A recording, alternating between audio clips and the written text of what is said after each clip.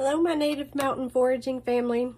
Today I'm going to show you how to make white pine salve.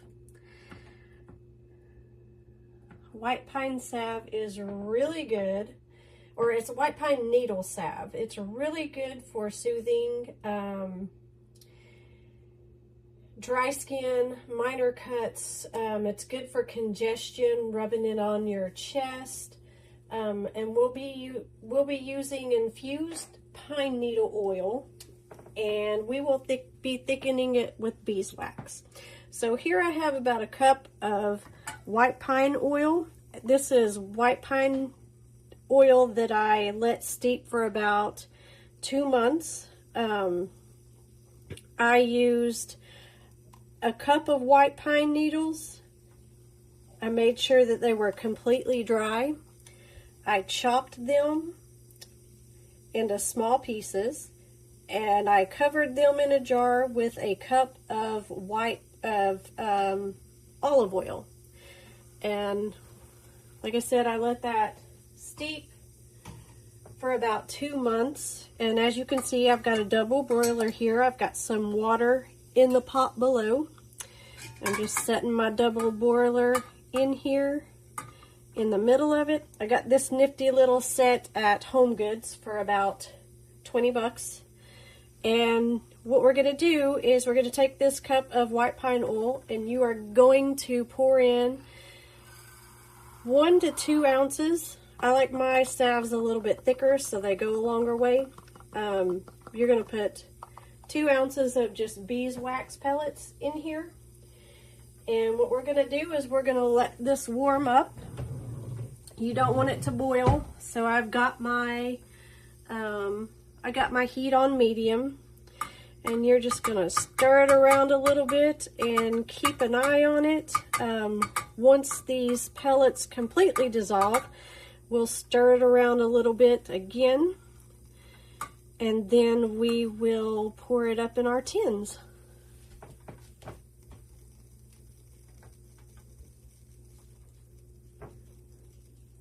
And this will take a few minutes. I love white pine oil.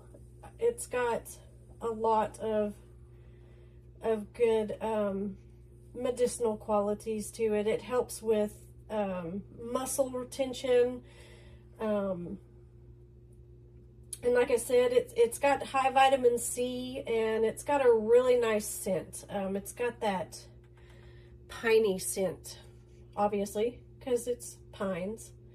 And you want to make sure that anytime you're working with oils or salves, when you're with your herbs, you can use fresh herbs in oils. I prefer to use really dry herbs. Pine needles, though, you still want to use them while they're green. You don't really want to use them while they're brown. And I'm just going to let that sit and not mess with it for a few minutes. But you want to make sure that they are completely dry. You don't want any moisture at all in your oil, because if you get moisture in oil, it is going to mold. And working with oils, as long as there's no moisture in your oils, you can let them sit for a couple of months. 6 to 8 weeks is about the normal time range, but I let these go for a few more months only because I had a lot going on, and to be honest, I wasn't thinking about them. And by the time I realized it was past the 8 weeks, I was like, well, we'll just let them go a little longer. Make them nice and strong. And you always want to do a patch test when you're working with oils and beeswax, just to make sure, just a small little dollop somewhere. Pick a thin-skinned area like the back of the knee, the back of the elbow, along the neck area, behind the ear, maybe someplace that's not going to be noticeable if you have a reaction, but also a place that's thin-skinned so it gets absorbed quicker, and you should have a reaction pretty soon. However, anything that you put on the skin, because anything that's absorbed through the skin is absorbed directly into the bloodstream.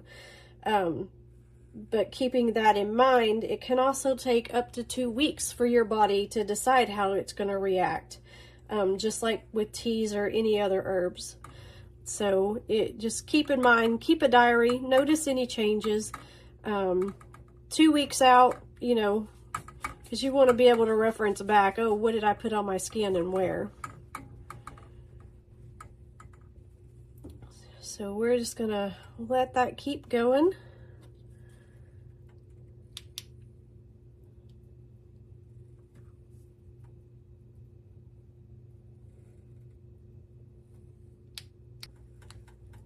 I don't know if you can tell, but it looks like the pellets are starting to expand a little bit, taking up a little bit more space down there in the bottom. So I'm just going to give it a little quick stir.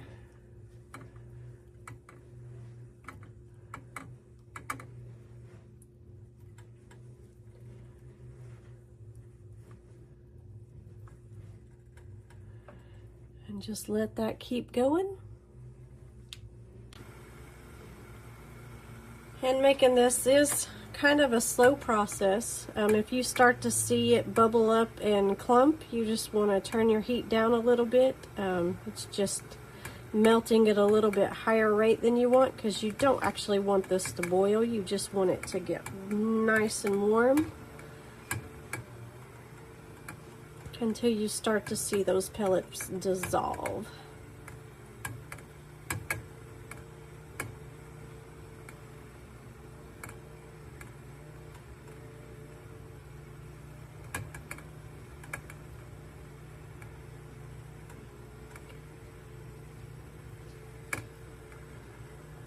I always think of my grandmother when we would be watching her make things, especially like spaghetti. She used to always say that a watched pot never boils.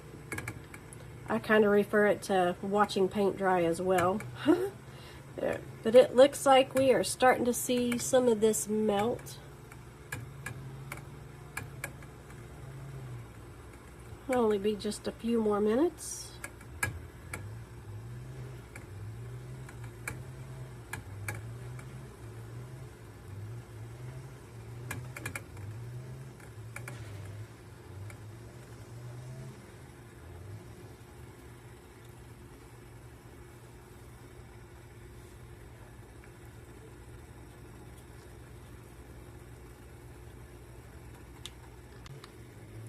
And now we're starting to see this melt.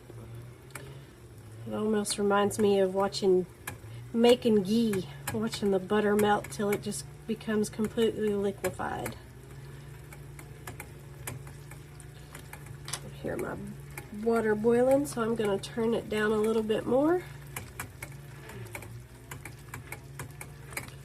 Make sure the rest of this gets nice and dissolved, because you don't want any granular pieces. If you pour it too soon and it's not completely dissolved, you'll notice little granular pieces, especially if you're making like a sugar or a salt scrub with your oils.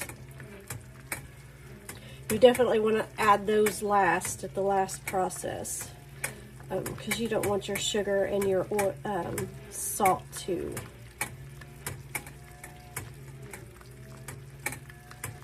dissolve.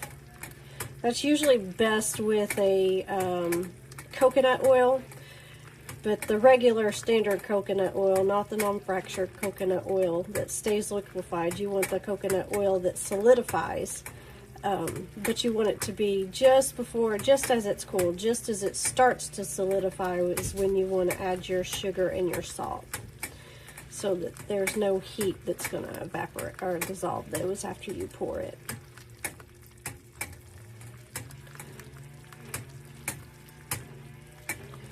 We're just making sure it's all nice and mixed together. I'm going to turn the heat off of this. And then we are going to move over to our tins and we'll pour them up.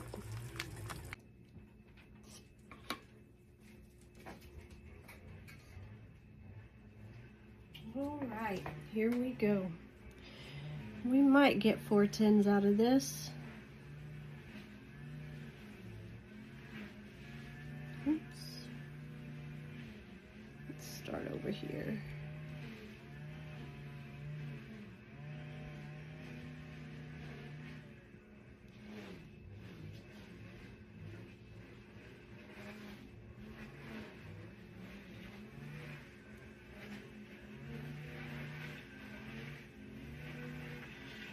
Perfect.